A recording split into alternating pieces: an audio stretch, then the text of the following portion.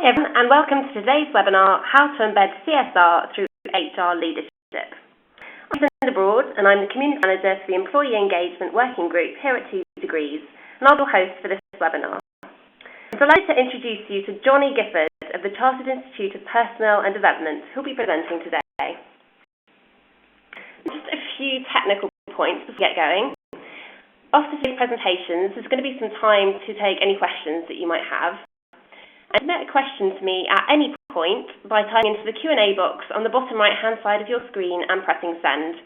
I'll ask these questions to me at the end of the session.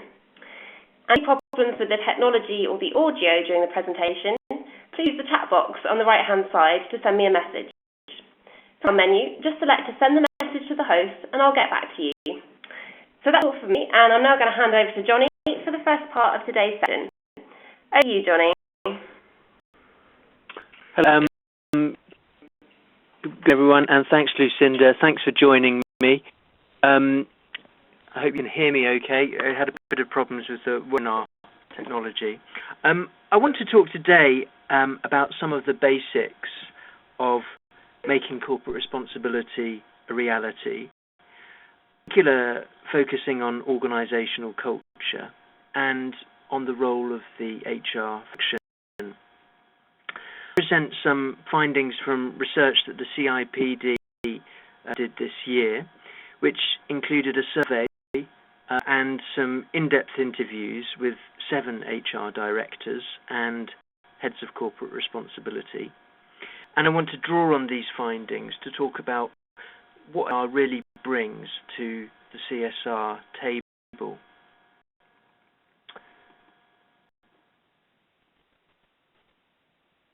The 2004 tragedy of Morecambe Bay sticks in the mind, and it should. 23 Chinese workers died, bodies of 2 were never found, while cockle picking in northwest England. It's still not been explained, the fatal dangers of the fast-riding tides. Of disaster, the GA, the Game Masters Licensing Authority, was set up, which is a government agency under DEFRA, whose remit remains to regulate the labour providers or gang masters in agriculture and fisheries. Less than 2 months ago, in late October, the police working with the GLA arrested the owners of a range egg business for human trafficking.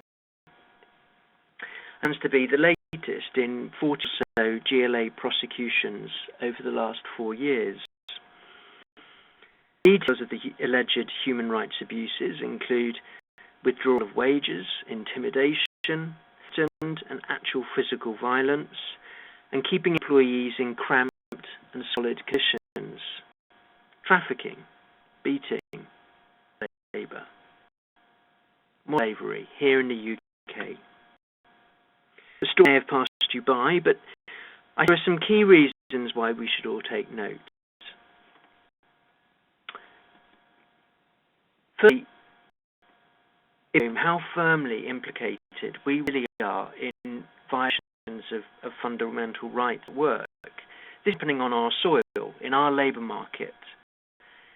The future of the GLA is uncertain. It nearly scrapped in the recent Quango bonfire. And I think is a strong reminder that this is an area we cannot ignore. It's more, not less, that needs to be done. And also implicated, not just as a nation, but as individual consumers. So this is a company that sells eggs that of us have bought in our local supermarket. And supply chain, therefore, between human rights abuses and our plates is shorter than you might think. But also, the cheap product. This was not something you might expect to come from battery hens, and thus, maybe dodging other aspects of its business if you think that's dodgy. These were eggs advertised on TV as happy eggs. They included image of chickens leaping through the countryside air, soaring above lush grassy fields. Eggs that you take off the supermarket to make yourself feel virtuous. And this was clearly audited to extremely high standards, but unfortunately only for animal welfare, not the human welfare of its employees. So, for business leaders, I think this shows how vital it is that corporate responsibility is not just a superficial branding exercise. Responsibilities to be truly meaningful, to pervade all that we do. It needs to run through all of organisations' activities.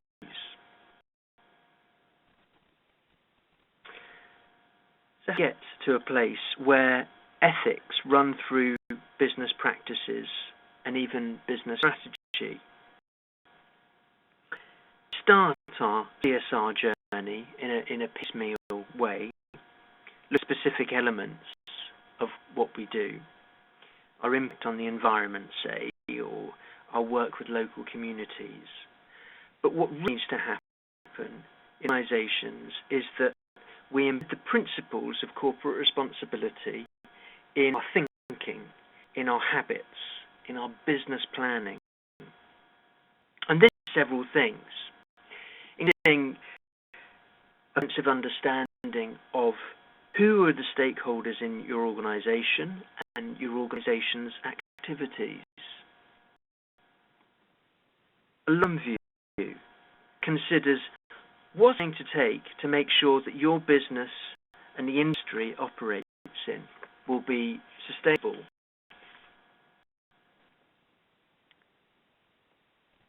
The question of how ethical values they manifest and always present in your organisation. Sometimes in the background, sometimes in the foreground, but these values are always there at your shoulder. So how does this place? We do it without looking at organisational culture.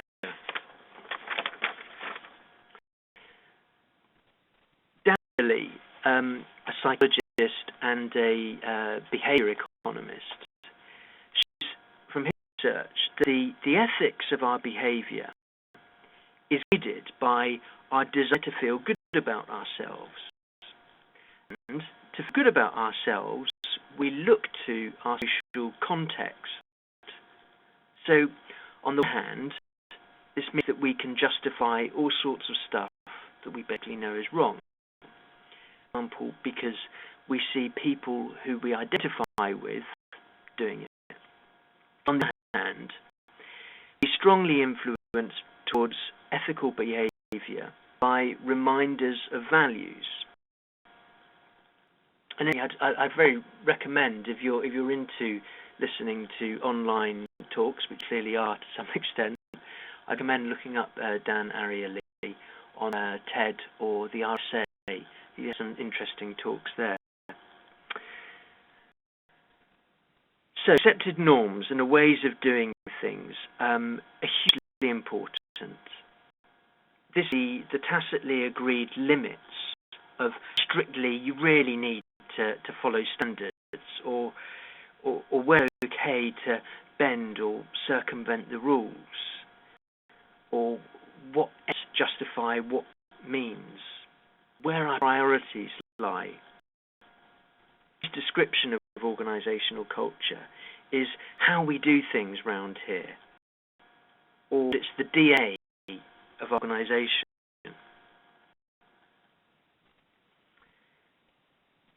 Culture is widely acknowledged to have played a major role in the banking scandals. So told that a toxic culture was at the heart of fixing the LIBOR rate. Toxic assets that kicked off the global recession, seen as much of a product of an irresponsible bonus-fueled culture, as a consequence of technical problems and macroeconomic luck, shall we say. Keep tabs on such a nebulous thing as culture in an organisation. Resources and its trend, organisational development.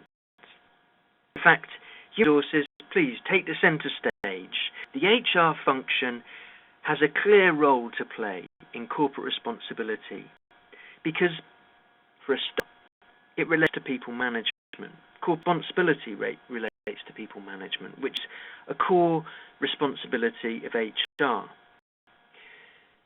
But even that, in all aspects of corporate responsibility, including environmental and financial responsibility, HR has a unique role to play in making sure that CSR is embedded in the organisation. Or that's true of many, CIPD, but not everyone's convinced. Crisis really threw this issue into relief. The discussion about what was the role of HR in holding business to account on corporate responsibility and ethical practice. What was HR in preventing what many people described, as I say, as a sort of a reckless, business-fueled culture? So, in camp, the HR leaders who felt that had spent years trying to build their influence and their stature as strategic players, overlooking HR's responsibility for organisational culture, would just undermine this. So, as a letter to the CIPD's magazine, People Management, put it, HR cannot claim to influence strategy and demand a seat at the table, step back when things go wrong. Then there were those who argued that HR is ultimately a support function. I shouldn't expect it to fully understand complex transactions that many senior bankers didn't understand. Why on earth should the HR director understand more about the business than his operational colleagues?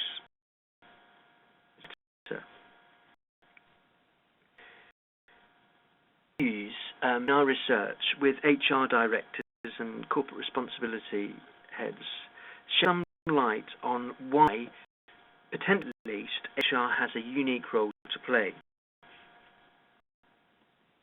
So, firstly, as one director put it,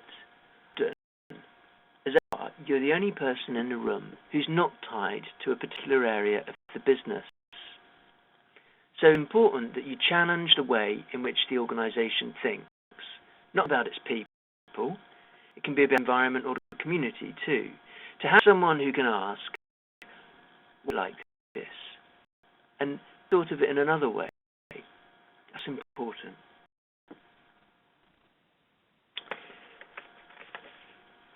Second, corporate responsibility is about sustainable business models.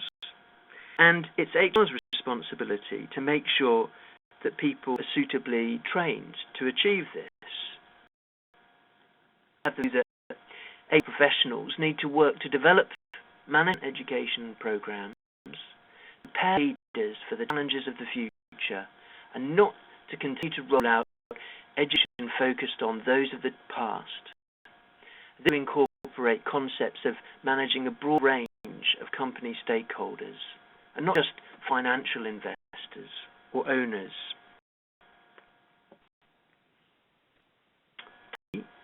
HR also has a particular role in understanding the workforce and guiding how managers look after and get the best out of their people. So we believe that there are factors which will drive levels of employee engagement, which in turn makes the organisation more effective and provides superior levels of customer service. One of these factors is the fact that people want to see meaning in their work, not only in terms of how they fit into the organisation, but also in terms of the organisation's wider purpose. find these quotes sort of useful, it's also important, though, to be clear about what we're not saying. We're saying that corporate responsibility is the HR function's remit. Corporate responsibility, as we all know, pervades the business and needs to be owned by everyone. So as the same HR directors that I just quoted put it, a waste of time for people to say where CR should sit or where it should sit in your HR team or not. It's more important to think about who the important stakeholders are, what can bring to that discussion. If it's just with HR, I'd have no idea about, say, carbon emissions. Don't try to ask me that because you're not going to get an accurate result. These, though, of HR as having a core role, that I just presented are the views of arguably a few progressive individuals. So the question then is, how prevalent are these views more generally, and match up to reality? I turn to the survey findings in our research. The actual findings are what about the survey respondents. We didn't just accept the views of HR managers, so we set out to compare HR views with other managerial views. So we had samples, 53 HR managers and 500 odd managers from the wider business outside HR.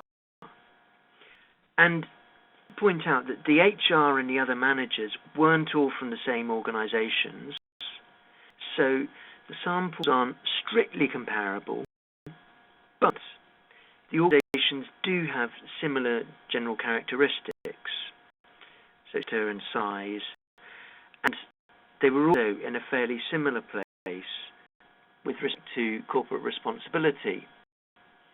So if we look at this statistic up here now, you've got about 3/5 of each sample, so the HR sample and the HR sample, their organisations had a corporate responsibility strategy, so 56% for organisations in the HR sample, 62% of organisations in the non-HR sample. And similarly, in thirds to 3/4 of organisations, corporate responsibility was a central consideration at board level, and in a third of organisations in both samples, they consulted stakeholders about what their corporate responsibility should cover, and about fifths published corporate responsibility performance in their annual reports. So figures, I think, is showing that we can make reasonable comparisons between our HR and non-HR groups. It also show that we've got a really mixed bag in our survey in terms of CSR performance. The organisations are doing some stuff, but there's definitely room for improvement overall. Main findings. Can I ask a series of questions about what role people thought HR should have in corporate responsibility? Buy-in is there to the view that are presented that HR has a unique role to play. And for a couple of examples here, you can see immediately that there are some stark differences in the views of HR and the managers. The 10 HR managers thought that its function was vital to embedding corporate responsibility, and some numbers thought that it should implement the corporate responsibility strategy. And those drop to half for non-HR managers and even a quarter when it comes to putting strategy into practice.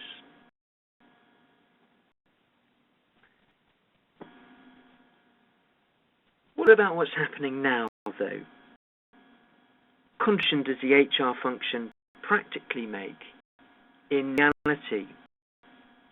Well, it seems even here there's a lack of agreement about the state of play.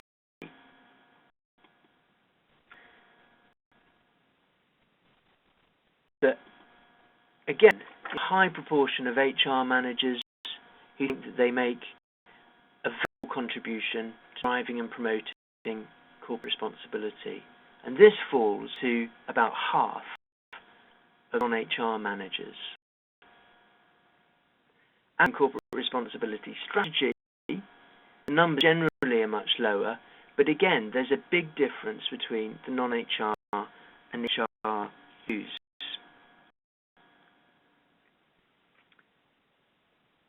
So, all, I think the survey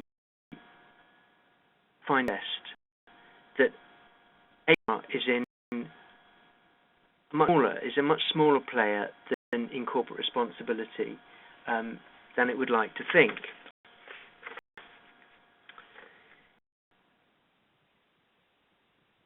So, give some idea about this might be the case. I'll just read some of these figures and then comment on them.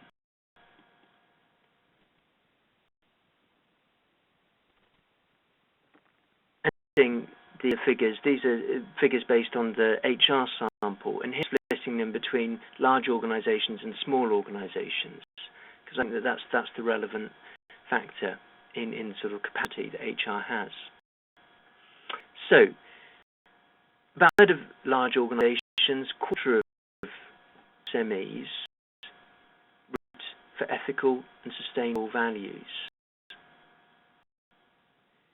40% of large organisations, similar number of SMEs, have corporate responsibility as an explicit part of their induction programmes. And a quarter or a fifth of organisations looking at SMEs have training on corporate responsibility across the organisation.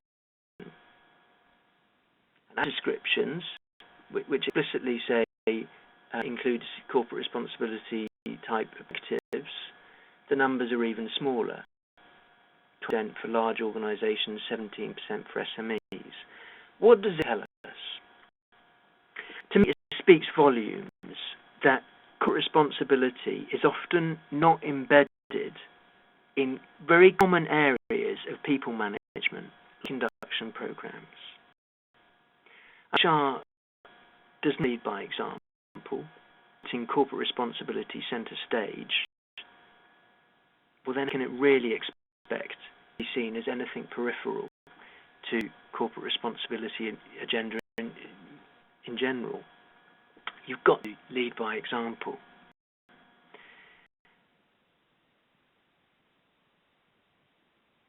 In corporate responsibility is apparently not the remit of the HR function. It's something that pervades all aspects of a business's operations, from finance to marketing, leadership to people management, environment to supply chains. But when it comes to organisational culture, HR has got to be the best single player to be able to pick up on this, to be able to talk about it with authority, and to lead on doing something to change it. Responsibility needs to be lived and breathed in the core of the organisation. And if there's one function that has a key responsibility for that, HR. So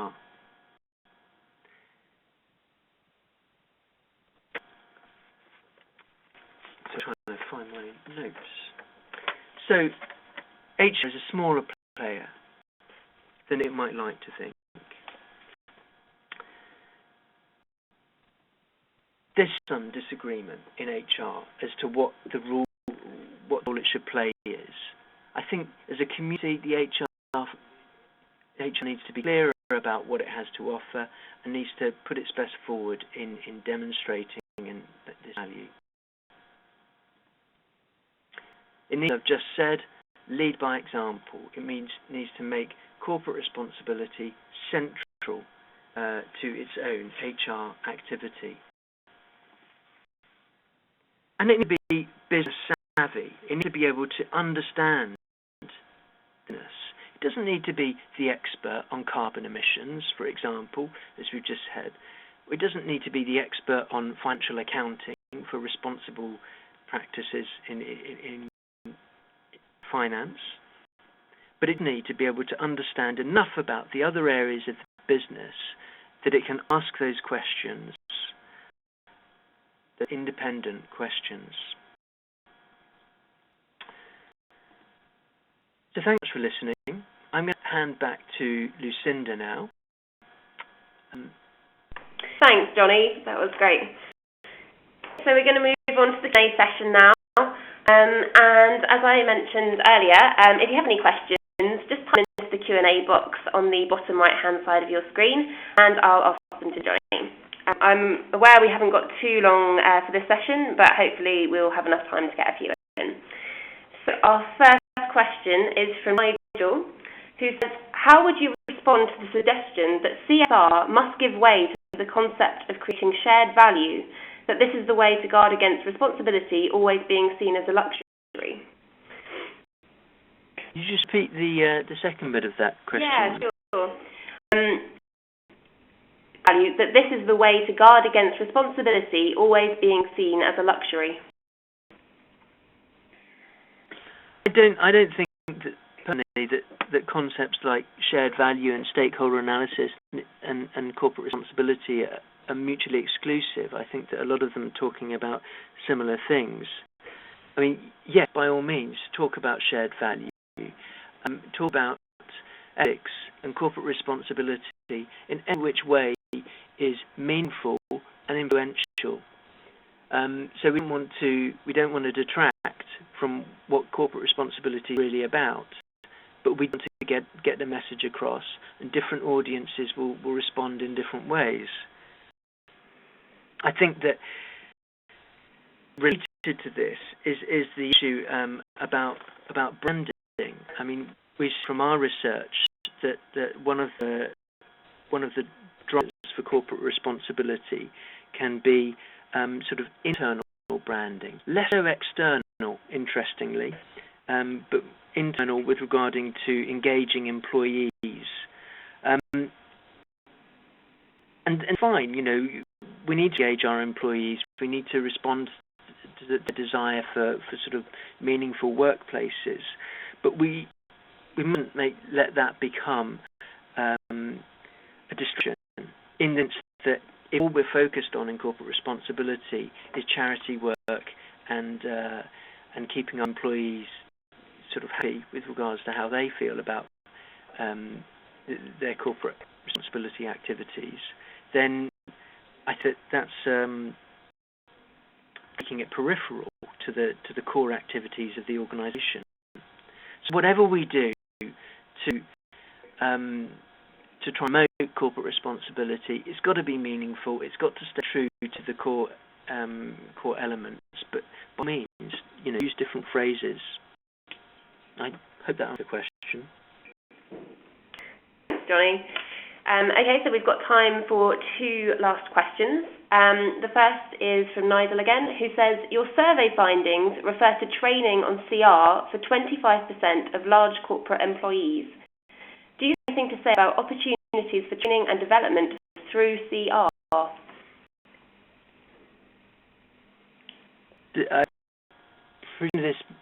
This means training and development through our function. I'm not clear what by this. You don't have anything else on that, Lucinda? Perhaps Nigel could just clarify that. We can come back to this at the end, maybe. Moving on to the question we've got here, which is from Ingrid. What are your top tips for making HR a bigger player in CR? Yeah, well, this is a good one. I mean, and not an easy one. I mean, I think that to at the end about putting CR into HR is just one factor, and I think that is a very important one. That if we don't look at HR and see corporate responsibility in the activities, within standard activities that HR has, recruitment, etc., performance management, then I don't think they're going to think of HR as a key player. So that's one thing. I think another thing is clearly a situation with regard to where it sits on the board. So this is a sort of general issue that HR faces of how much of a business leader it is, how much it partners the business, or how much it's just seen on the hand as a support function. Relates to, I think, a third point, which is that you have to look at the capacity of the HR function in different organisations. And a very different picture in smaller organisations than from sort of medium and large size organisations. If you've got just a handful of HR people and they've got their time taken up with transactional HR type stuff, they may not be in a position to be sort of business partners and strategic thinkers in the organisation. So I think there are various challenges. I think it's going to be quite tough to deal with for a lot of organisations, because if you don't have the capability and resources, it's going to be difficult. I can sympathise with HR leaders who think, I've just got enough on my plate without having to think about organisational culture. Thanks. Okay, so let's go back to that question from Nigel. Nigel says that he was referring to CR activity. So I'll just ask the question again, which is, your survey findings refers to training on CR for 25% of large corporate employees. Do you have anything to say about opportunities for training and development through CR activities? Right. I'm not really sure what the question's getting at, I'm afraid. Do afterwards, and we can perhaps sort of flesh it out a bit more. Yeah, no problem. Okay, well, that brings us to the end of today's session. I'd like to thank everyone for joining today and for your questions, and I'd like to thank Jonny in particular for his great presentation. I'm going to be posting the recording of this webinar in the Employee Engagement Working Group on 2 Degrees, and I'll be sending you the link to that probably tomorrow morning. So thank you for joining, and enjoy the rest of your day. Thanks a lot. Bye-bye.